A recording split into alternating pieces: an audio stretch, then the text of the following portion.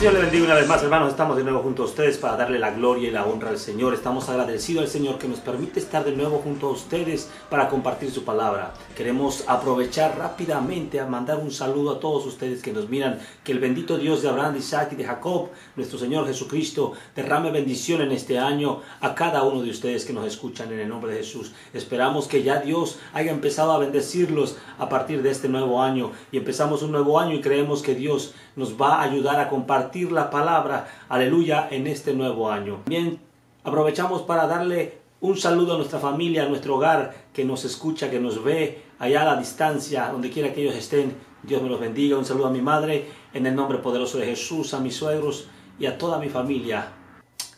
Pedir oración por nuestros gobernantes, oración por nuestros gobernadores, por nuestros presidentes, ¿verdad? En mi caso yo pido encarecidamente a todos aquellos que me ayuden a orar por nuestro presidente de México para que Dios lo toque y sea para gloria de Dios. Sobre toda la cosa nos ayude a predicar el evangelio, por lo menos que no nos cierre las puertas, ¿verdad? Que Dios se manifieste y lo toque para que podamos nosotros predicar libremente la palabra del Señor a las almas, ¿verdad? Y así poder construir un mundo mejor hasta que Cristo venga. En este estudio que ahorita queremos tocar, hermanos, vamos a hablar acerca de cómo Dios tocó, ¿verdad? Y usó a los gobernantes de aquel tiempo, aquellos que se dejaron usar, ¿verdad? Pero espero que sea de bendición para ustedes. Yo sé que los estudios bíblicos a veces no son hay personas que les agrada más, ¿verdad? Una predicación, ¿verdad?, que un estudio bíblico, pero el estudio bíblico también trae su mensaje, ¿verdad? Esa es la bendita palabra de Dios y es esa la que nos ayuda a entender y a comprender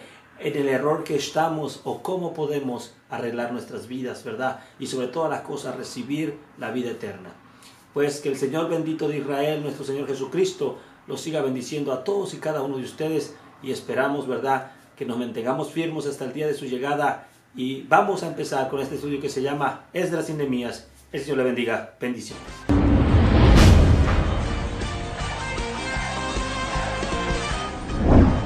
El amor por la obra de Dios. Este es nuestro tema el día de hoy. Y para esto vamos a estar estudiando a Esdras y Nehemías. Uno de los propósitos de este estudio es comprender un poco los eventos que rodearon a estos libros, a estos hombres. Y comprender un poco también la obra que Dios hizo a través de Daniel, de Ciro, Darío, Artajerjes, Zorobabel, Yeshua, Jeremías, Esdras, Esther, Nehemías, Ageo, Zacarías, Malaquías, todos ellos, unos atrás de otros, unos en un lugar, otros en otro lugar, unos de gobernadores, otros de profetas y unos que Dios hizo reyes que no le servían a Dios, pero que conocieron del Dios poderoso. Desde el libro de Génesis vemos a un Dios todopoderoso hablando con un anciano que conocemos como el padre Abraham. El padre Abraham recibió unas promesas de parte de Dios y una de ellas era la tierra prometida. Le dijo: sal de tu parentela y vete a la tierra que yo te mostraré. Pero también le dijo que en esa tierra iba a morar su descendencia. Y lo malo es que Abraham no tenía descendencia y su mujer era estéril y los dos eran ancianos, pero Dios les hace otra promesa y esa es que les daría un hijo. A ese hijo le daría la promesa de que sus descendientes vivirían sobre aquella tierra prometida. Pasaron los años, ¿verdad? Y vemos que Dios cumple sus promesas, porque uno de los puntos principales de estos libros es que Dios siempre cumple sus promesas. Y Dios cumplió su promesa, los metió a la tierra prometida después de haberlos sacado de la tierra de Egipto, de la tierra de esclavitud, de la tierra de servidumbre. Con mano fuerte y con mano poderosa los llevó y los introdujo a la tierra prometida. Ahí se levantaron reyes. El pecado y la desobediencia hizo que el pueblo de Dios se dividiera en dos reinos, el reino del norte llamado Israel y el reino del sur llamado Judá. En el reino del norte había 10 tribus y en el reino del sur había 2. Dando como resultado al final de las cuentas 2 exilios. Sí, dos exilios. El primero que les sucede o que le pasa, ¿verdad?, a las 10 primeras tribus de Israel, al reino del norte. Cae en las manos de Asiria en el año aproximado del 721 a.C. Y el segundo exilio es el reino del sur. Y ellos caen en las manos de Babilonia en el 586 a.C. Según la tradición judía, Esdras fue el autor del libro de Primera de Crónicas y Segunda de Crónicas. Sin embargo, hay muchos que alegan y dicen que Nehemías escribió su propio libro. Lo cierto es que estos 3 libros, 4, si se puede decir así, crónicas, con estos libros estudiaremos a los judíos cómo fueron llevados y cómo fueron regresados a su tierra. Los 3 libros, el libro de Esdras, Nehemías y Esther, cubren aproximadamente unos 100 años. Estamos hablando que aproximadamente del 538 al 432 a.C. forman la sección última del Antiguo Testamento. La mayor parte de estos libros está escrito en hebreo, aunque sí hay partes escritas en arameo. El arameo se usaba en la correspondencia oficial entre Palestina y Persia. Y como lo dijimos, Ageo, Zacarías y Malaquías vivieron y trabajaron durante este mismo periodo y ayudaron mucho a la reconstrucción espiritual y nacional de la nación, del pueblo. Ahora bien, hablemos del exilio. ¿Por qué fueron deportados?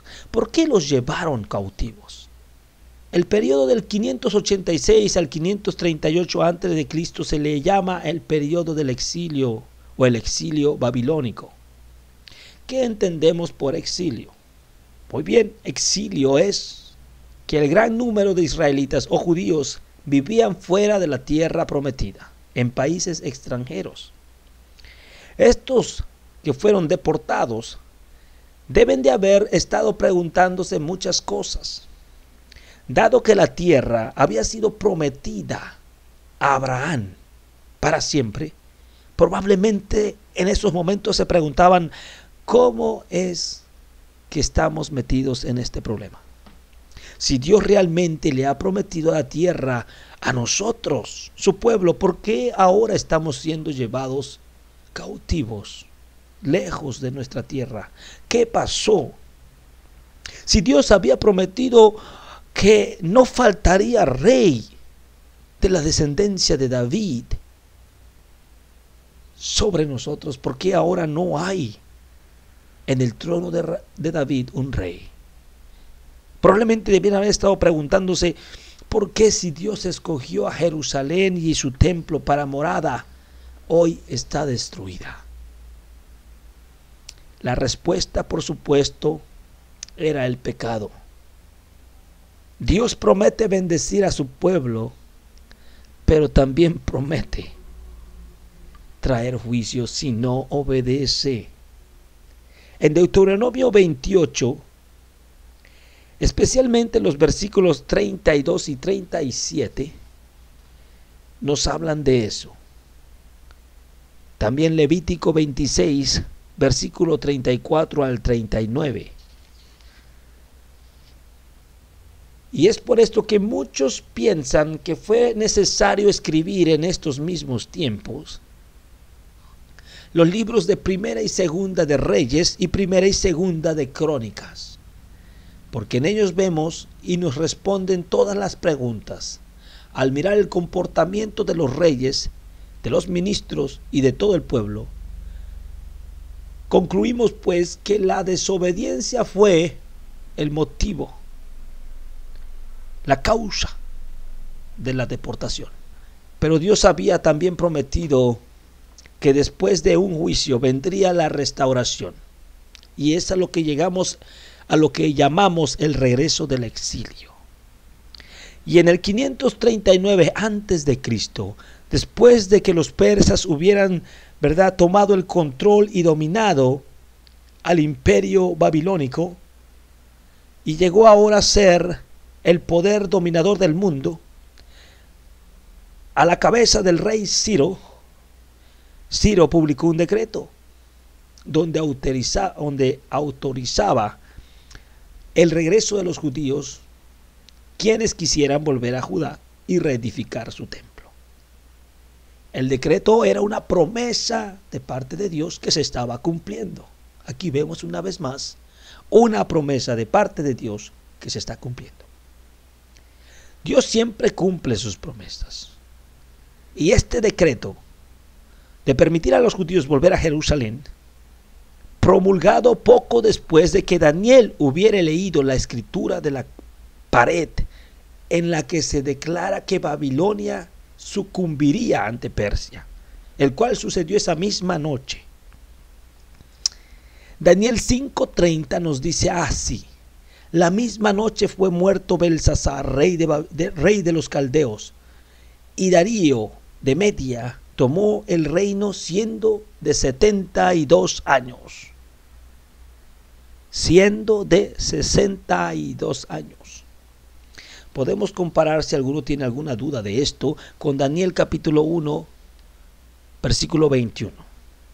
Pero quisiera hablar también que hubo cinco reyes que ocuparon un papel muy importante en la historia de Judá. 5 reyes persas. Uno de ellos es Ciro, y conocido como Darío, en el 539 y 530. Es importante notar una cosa, que en los libros de historia, cuando uno lee la historia bíblica, vamos a encontrar muchos con el nombre de Darío. Bueno, vamos a encontrar varios Daríos, por no decir muchos, pero varios Daríos. También se va a encontrar varios Artajerjes. Así que hay que tener cuidado con eso. Pero vamos a empezar. Ok, Ciro conquistó Babilonia en el 539 a.C. e hizo de Persia un imperio mundial, como lo habíamos dicho al principio. Él permitió volver a los judíos a su patria y cumplir la profecía de Isaías. Existe otro rey persa que subió al reino en el año 530 y 522 a.C. Este se cree que era el Artajerjes mencionado en Esdras, que detuvo la obra del templo. Su nombre era Cambises. Darío I, que fue del 522 y 486, autorizó la terminación del templo en Esdras 6. Y Jerjes, que es conocido como Asuero, en el 485-464 a.C., es famoso por las guerras en Grecia, y además Esther fue su mujer, Mardoqueo su primer ministro. Y por último tenemos a Artajerjes I, conocido como Longimano. En el 464 y 423 a.C. estuvo de los judíos. Autorizó a Nehemías su copero para reedificar a Jerusalén, y no nos sorprende porque, de acuerdo a los escritores bíblicos, además fue hijastro de la reina Esther. Ahora bien, vamos a entrar ahora sí a Esdras capítulo 1.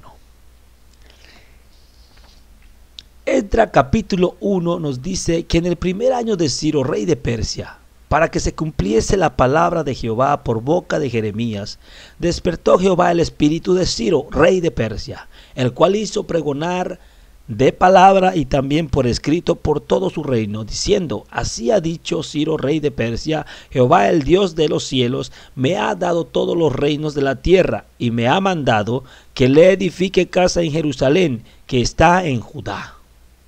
Ahora bien, ¿quién es este Ciro? Vamos a conocerle un poco mejor. Ciro era el gobernante, como le dijimos, ¿verdad? El gobernante supremo de Babilonia y de todo el imperio. Lo vemos Daniel 1:21. El imperio de Ciro, que abarcó desde la India en el este hasta Grecia en el oeste, era el mayor de todos los imperios de aquel tiempo. Duró más de 200 años. Pero es interesante saber también cómo Dios utilizó a un hombre muchos años antes de que Ciro apareciera para hablar de él. Su nombre es Isaías. Muchos estudiosos no pueden creer que Isaías pudiera haber conocido el nombre e insisten que el texto fue escrito después. Pero Dios conocía el nombre de Ciro. Por lo tanto, lo habló a través de los labios de Isaías. Se cree que Ciro nació en el año 600 a.C. y murió en batalla cerca del año 530. La tumba de Ciro aún puede contemplarse en las ruinas antiguas de la ciudad que él mismo fundó y está ubicada en la actual Irán. Bendito sea el nombre de Dios que él tenía a Daniel para cuando Ciro llegó y fue rey sobre aquel gran imperio. Esto dio lugar a que Daniel pudiese hablarles acerca de las profecías. Pero podemos ver aquí en Daniel capítulo 6:1 cómo Daniel fue asignado entre los 3 más grandes líderes del imperio. Pero de ellos 3, Daniel era el número 1, o sea que era su mano derecha de Ciro. Así que él le pudo haber mostrado las profecías. Y hay un hecho muy importante que sucede, y es que Daniel es aventado al pozo de los leones y sale vivo de allí. Por lo tanto, eso permitió que la fe de Darío aún creciera un poco más para que entendiera que el Dios de Israel es el Dios verdadero y que había profetizado acerca de él antes de que él naciera. ¿Cuáles eran estas profecías que hablaban de Ciro? Bueno, primero, número 1. La profecía dice que habría un hombre que se llamaría Ciro, el cual conquistaría Babilonia y libertaría a los judíos. Así lo dice Isaías 44:28. ¿Qué dice de Ciro? Es mi pastor y cumplirá todo lo que yo quiero. Diciendo a Jerusalén, serás edificada, y al templo serás fundado. Pero dice más. También Isaías 44:27 nos habla exactamente de lo que sucedió con la conquista de Babilonia.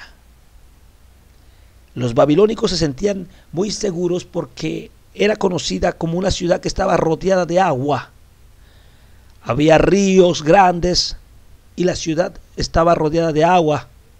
Ellos pensaban que no había forma de que muchos, ejércitos pudieran atravesar estos ríos, atravesar las aguas y llegar hasta dentro de la ciudad. Pero Isaías 44:27 nos habla claramente de lo que sucedería, y esto fue lo que sucedió para que ellos pudieran conquistar y entrar dentro de Babilonia. Dice que el río Éufrates se secaría y permitiría el paso del ejército de Ciro.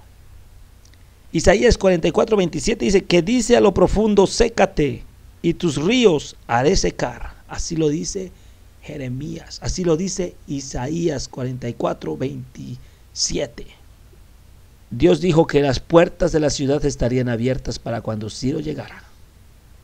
Isaías 45:1 dice, así dijo Jehová a su ungido Ciro, el cual tomé yo por su mano derecha, para sujetar gentes delante de él y desatar los lomos de los reyes, para abrir delante de él las puertas, y las puertas no se cerrarán. Dice que los soldados no pondrían resistencia, y eso es lo que sucedió. Se llenaron de temor, que tiraron sus lanzas, sus arcos, corrieron todos y se preguntaban unos a otros diciendo, la ciudad está tomada ya. Así que probablemente Daniel le explicó estas profecías, las profecías de Isaías, las profecías de Jeremías, que leímos rápidamente aquí.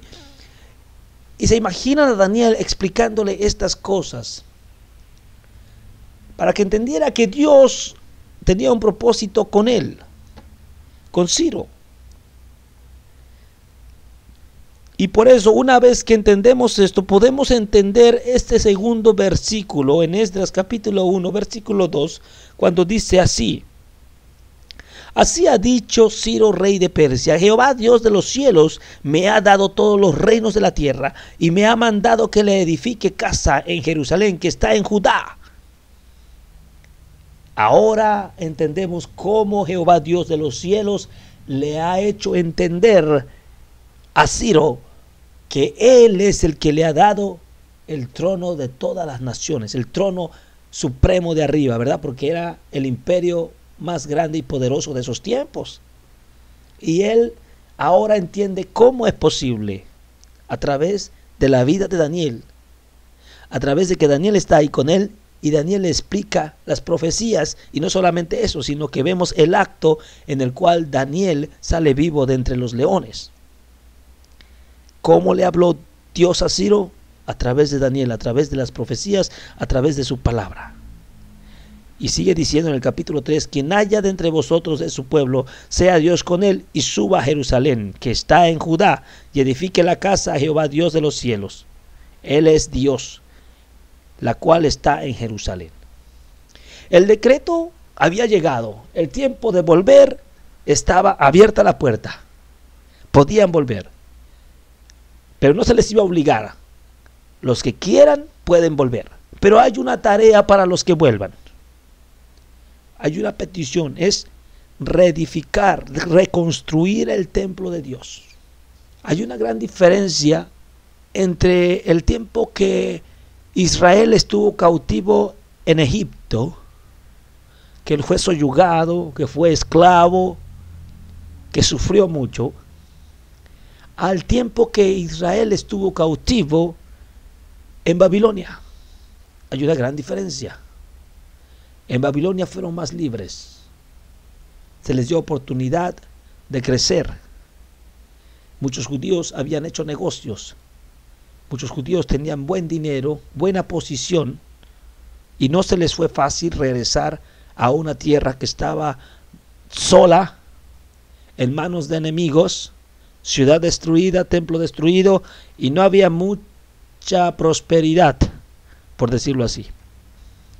Pero Dios, a través del Espíritu Santo, dice aquí en el capítulo, seguimos leyendo en el versículo 5 de Esdras, capítulo 1, versículo 5: entonces se levantaron los jefes de la casa paterna de Judá y Benjamín, los sacerdotes y levitas, todos aquellos cuyo espíritu despertó Dios, para subir a edificar la casa de Jehová, la cual estaba en Jerusalén. Retornarían ahora a su tierra cerca de 50,000.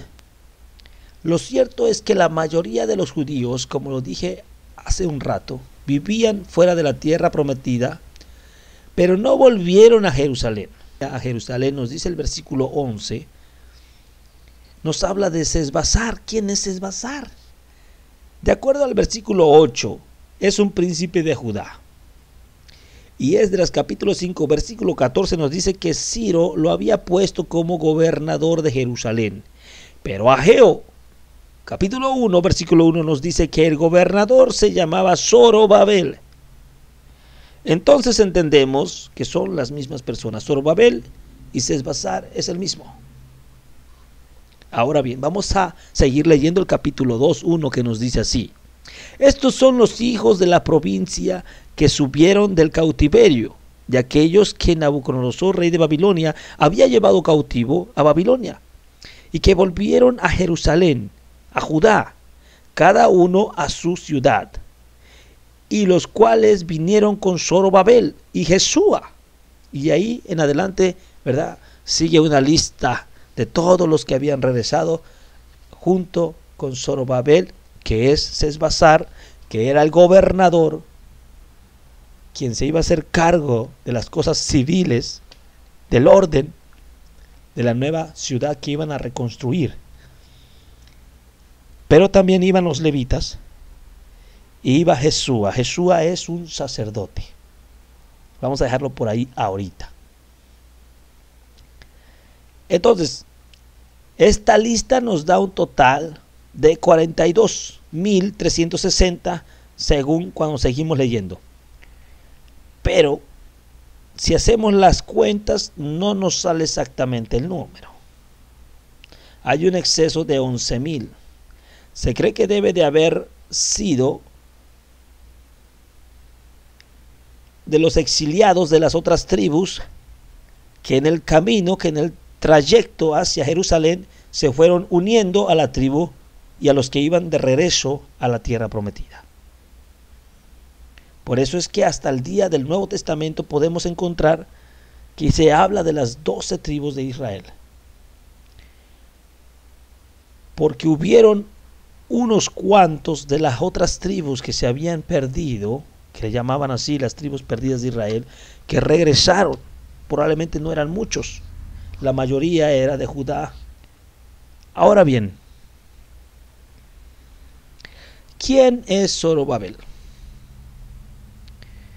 Zorobabel es el líder de los judíos, pero es algo más. Él pertenecía a la línea real.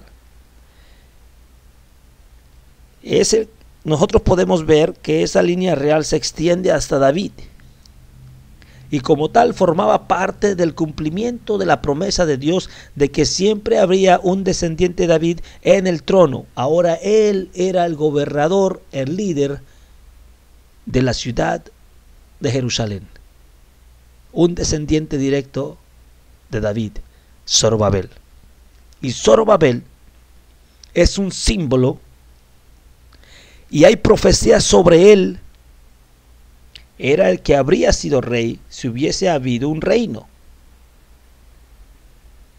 Pero Ciro lo nombró gobernador de Judá. Probablemente hasta en eso Daniel tuvo mucho que ver. Probablemente Daniel encontró al hombre adecuado, conforme a las profecías, conforme al linaje. Probablemente él se encargó de buscarle a la persona indicada que fuese digno de llevar y de regresar a los cautivos hasta Jerusalén. Simplemente es una teoría, usted no tiene que estar de acuerdo conmigo. Yo digo, probablemente fue así, no lo sé, la Biblia no lo dice. Así que vamos a seguir adelante. ¿Quién era Jesúa? Era un sacerdote. Cuando llegaron a su patria, durante todo el exilio no había podido ofrecer sacrificios, porque no tenía un templo o un altar, de modo que esta era la máxima prioridad cuando regresaron. Ahora bien, vamos a leer el capítulo 3, versículo 1, restaurando el altar y del culto. Cuando llegó el mes séptimo, estando los hijos de Israel ya establecidos en las ciudades, se juntó el pueblo como un solo hombre en Jerusalén. Aquí empiezan los problemas. Bueno, el séptimo mes del primer año, después de su regreso, los israelitas edificaron el altar y celebraron la fiesta de los tabernáculos como acción de gracias a Dios. Edificaron el altar de Dios. Esta era la prioridad. El altar era el centro de la adoración, porque sobre él se ofrecían sacrificios de expiación y por el perdón de los pecados. El pueblo tuvo que construir un altar sobre su base, es decir, un altar más bajo, no muy alto. ¿Por qué? Porque tenían miedo, dice. El segundo mes del siguiente año, cuando se echaron los cimientos del templo, hicieron vibrar los cielos con sus gritos y alabanzas y sus acciones de gracias. Es interesante notar que la reconstrucción del templo comenzó en el mes segundo, es decir, el mismo mes en que Salomón había comenzado la construcción del antiguo templo, en 2 de Crónicas 3:2. Y la madera también provenía del mismo lugar, 2 de Crónicas 3:8-9.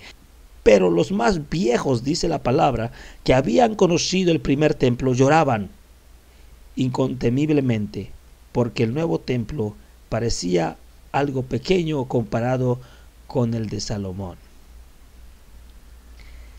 Pero con todo y con eso, eso fue una gran fiesta. Poco a poco vemos cómo los judíos, en medio, según ellos, el temor, pero van reconstruyendo las cosas, van reconstruyendo el templo, van reconstruyendo el altar, van reconstruyendo a poco. Fue un día muy hermoso, con una alegría muy inmensa, aunque no duraría mucho, porque el enemigo está presto para atacar siempre. Y nosotros también tenemos que estar prestos para defendernos siempre. Así que en el capítulo 4 y versículo 1, oyendo los enemigos de Judá y de Benjamín que los venidos de la cautividad edificaban el templo de Jehová Dios de Israel, vinieron a Zorobabel y a los jefes de las casas paternas y les dijeron: edificaremos con vosotros, porque como vosotros buscamos vuestro Dios, y a él ofrecemos sacrificios desde los días de Esba-Edón, rey de Asiria, que nos hizo venir aquí. Zorobabel, Jesúa y los demás jefes de las casas paternas de Israel dijeron: no nos conviene edificar con vosotros casa a nuestro Dios, sino que nosotros solos la edificaremos a Jehová Dios de Israel, como nos mandó el rey Ciro, rey de Persia. Ya aquí el enemigo intenta meter las dos patas en la obra del Señor. Y desde aquí vamos a empezar a ver un gran problema en todo este libro. Es una gran batalla hasta que Dios siempre usa y levanta a alguien para llevar a cabo su obra. Esdras capítulo 4, la obra se detiene. Es así como está escrito.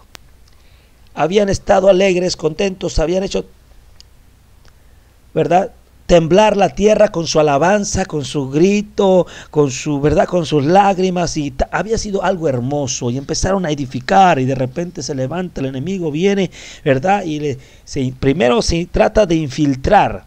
Mira, vamos a ver. Primero se trata de infiltrar. Dice: edificaremos con vosotros. Los enemigos de Dios procuran siempre infiltrarse en medio del pueblo de Dios. Ellos intentaron infiltrarse en medio de los judíos, interrumpir la edificación del templo con pretextos de unidad, con una oferta de unirse para fomentar la obra de Dios. Los enemigos de Judá afirmaban que ellos adoraban y sacrificaban al Señor Dios como lo hacían los judíos. Sin embargo, también conservaban sus propios dioses y no aceptaban la palabra de Dios escrita como la autoridad fundamental para su pueblo. Esta falsa ayuda no era sino un complot siniestro para destruir la obra, que nuestros enemigos procuran tergiversar el mensaje, cambiar el mensaje de Dios y arruinar espiritualmente al remanente santo de Dios, mediante falsas uniones y falsas cooperaciones de falsos creyentes para destruir toda obra santa y agradable delante de Dios. La unidad entre los que adoran a Dios en espíritu y en verdad es bíblica. Verdad es que se necesita, y que se necesita enseñar una alianza porque es bíblica. Pero hay que estar muy pendiente de los enemigos como estos que se intentaron infiltrar dentro del pueblo de Dios, tratando de decir: nosotros adoramos el mismo Dios que ustedes, déjenos entrar. El libro del Nuevo Testamento nos dice: cuidado, dejar entrar a estos. Llegaron e interrumpieron la obra por más de 15 años. 15 años. Artajerjes reemplazó a Ciro y recibió una carta de los samaritanos que habitaban en Judá. Los samaritanos eran mitad judíos y mitad gentiles, producto del matrimonio entre los pocos judíos que habían quedado de la primera deportación de la parte norte con otros pueblos, algo así como mestizos. Su relación con los judíos no puros era realmente no muy buena. Pero en este tiempo que duró más de 15 años detenida la obra de Dios por causa del enemigo, aunque Zorobabel era un hombre de Dios y aunque había un sumo sacerdote en ese tiempo ya llamado Jesúa, había tan grande era la oposición, pero Dios no los dejó solo. En ese momento, en medio de este tiempo, levantó Dios a unos hombres Y ahí es donde entran las palabras proféticas de un anciano profeta. Se cree que Ageo era un hombre ya grande de edad.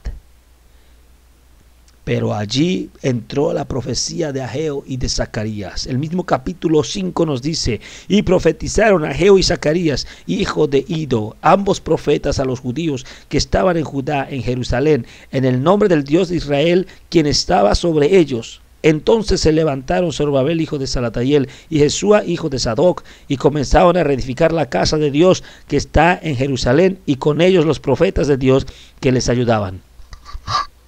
Aquí es donde leemos: Zacarías era un profeta un poco más joven. Zacarías era más joven que el profeta Ageo. Pero uno como el otro profetizan de parte de Dios. Y Zacarías tiene unas profecías, habla de Jesús. Pero hay una profecía muy hermosa también en donde le dice: así ha dicho Jehová a Zorobabel. ¿Cuántos se saben esa profecía? Dos.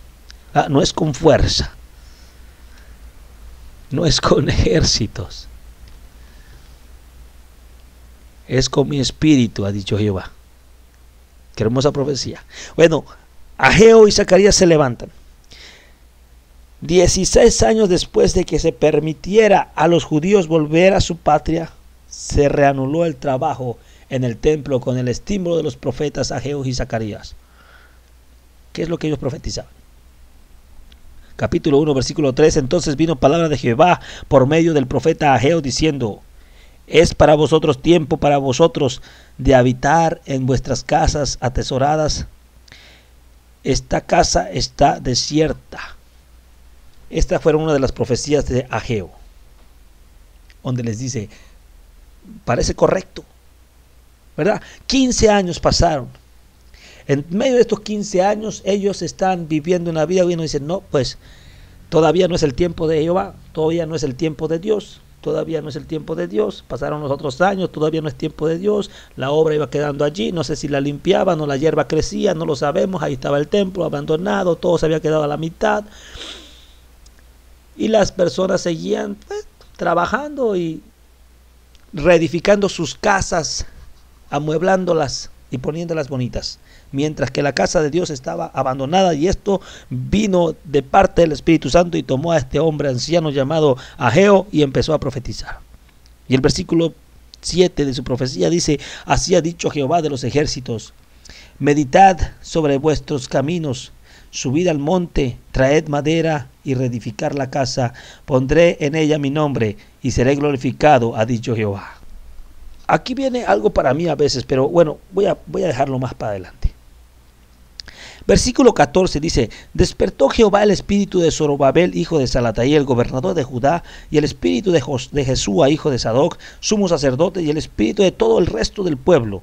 Y vinieron y trajeron en la casa de Jehová de los ejércitos, su Dios, en el día 24 del mes sexto, en el segundo año del rey Darío. Empezaron a trabajar. Entre prueba y prueba, a través de las profecías, empezaron a trabajar. Zacarías no se queda atrás con sus profecías. Hay profecías fuertes en Zacarías. Dice sí, una de las profecías de Zacarías que le habla al pueblo: diles pues, así ha dicho Jehová de los ejércitos: volveos a mí, dice Jehová de los ejércitos, y yo me volveré a vosotros. Ha dicho Jehová de los ejércitos: no seáis como vuestros padres, y los cuales clamaron a los primeros profetas diciendo: así ha dicho Jehová de los ejércitos: volveos ahora de vuestros malos caminos y de vuestras malas obras, y no atendieron, ni me escucharon, dice Jehová.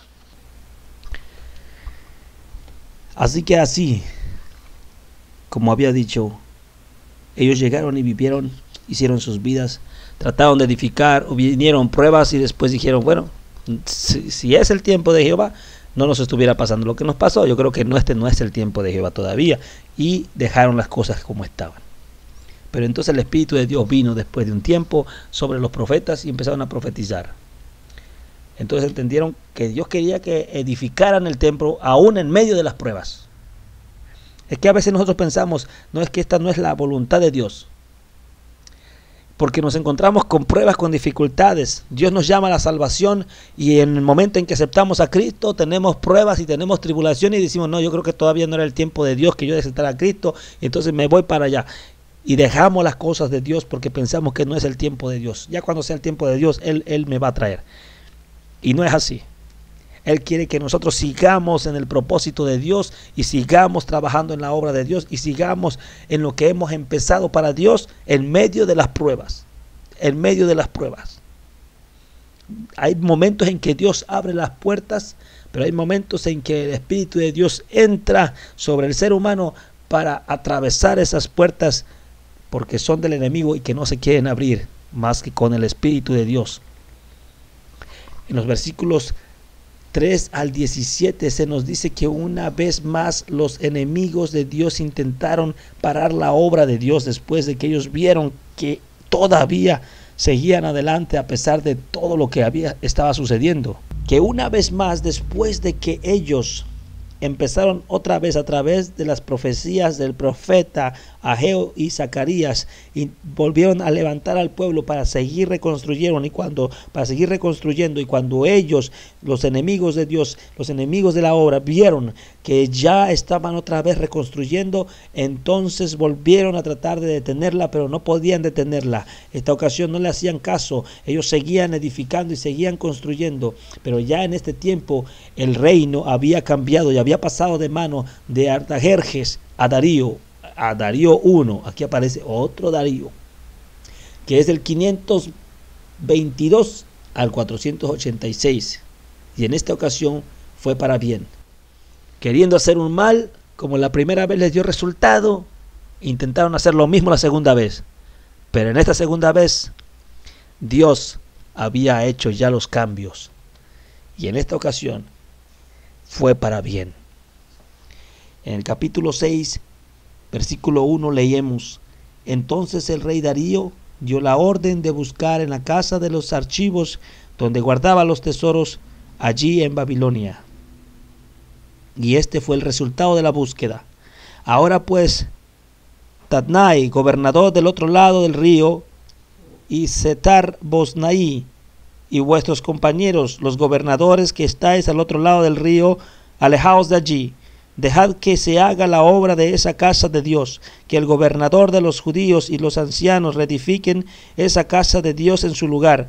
Por mí es dada orden de lo que habéis de hacer con esos ancianos de los judíos para reedificar esa casa de Dios, que de la hacienda del rey que tiene del tributo del otro lado del río se ha dado puntualmente a esos varones los gastos para que no cese la obra. Ahora, en lugar de querer parar la obra, ahora resulta que es para ayudar a seguir edificando la obra de Dios. Y esto es lo que sucede con nosotros, hermanos que me escuchan. Yo no sé cuál sea el problema, y yo espero que en este tiempo y en este momento, en este año, no sé si ya empezando el año usted tiene problemas, pero yo espero que no. Yo espero que empezando el año usted esté bendecido, que tenga bendición. Pero si hay tribulación o hay algún problema y usted cree que está en la mano de Dios y que este es la voluntad de Dios, pero no ve la confirmación de Dios, déjeme decirle que la ayuda viene de arriba y viene pronto. Ellos lucharon, se detuvieron por un tiempo, pero después vino la palabra de Dios, la palabra profética de Dios, y entonces volvieron a echar manos a la obra, a terminar lo que habían empezado.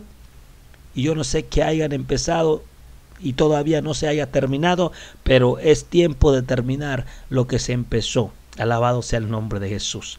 Si usted ha empezado en este año pidiéndole a Dios que en este año quiere ser mejor, quiere dejar los vicios, quiere dejar aquello, lo otro, y ya empezó, agárrese firme, porque aunque el enemigo se levante, Dios mandará ayuda de lo alto. Así sucedió aquí. El enemigo quiso usar la misma técnica una vez más, pero resultó que Dios volteó todas las cosas para bien, y ahora es para que el pueblo de Dios sea bendecido. Finalmente se terminó la obra, y en 4 años se completó la edificación completa del templo.